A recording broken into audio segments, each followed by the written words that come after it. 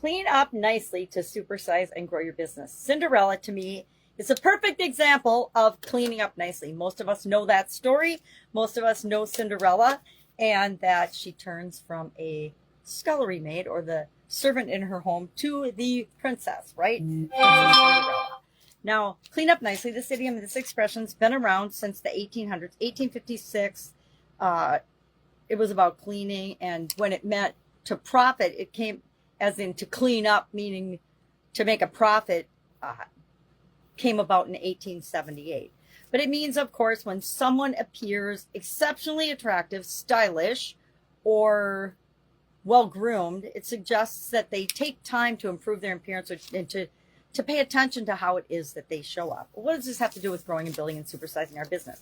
Every once in a while, we need to clean up different areas and aspects of our business. I create systems and processes in my businesses to make sure that we do this on a consistent and routine basis.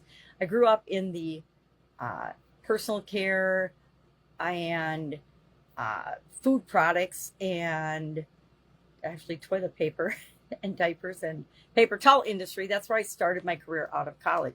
And I've been in manufacturing a lot. Ice manufacturing was my very first business when I was 13.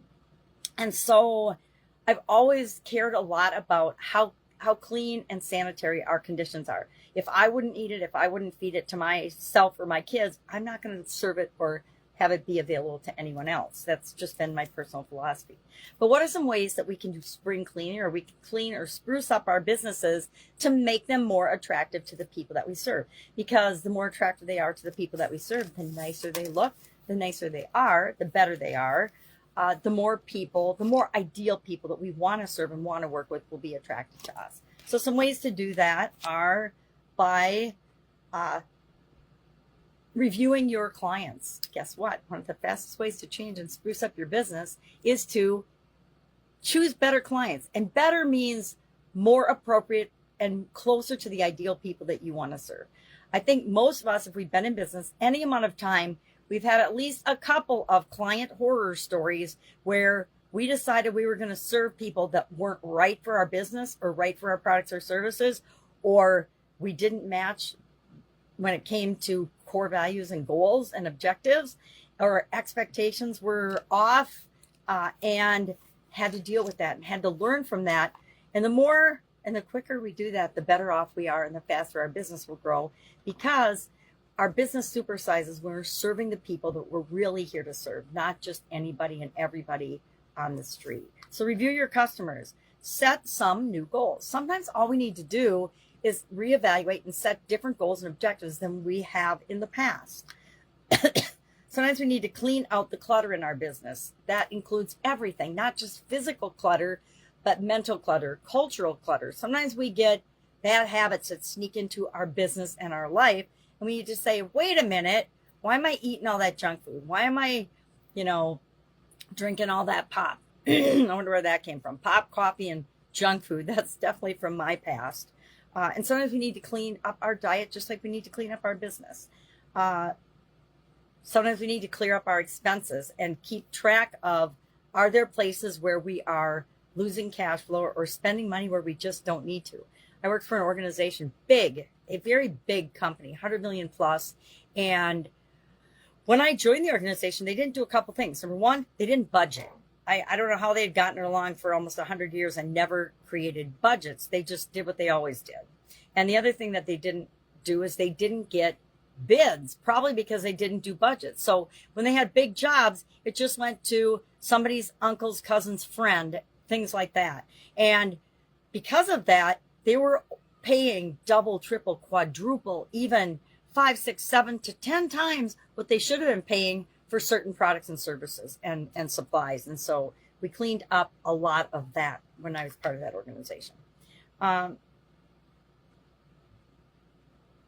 Pay attention to our hiring practices, and then cut down on unnecessary underutilized space, office space, but also cut down on underutilized or actually utilize the resources that you have.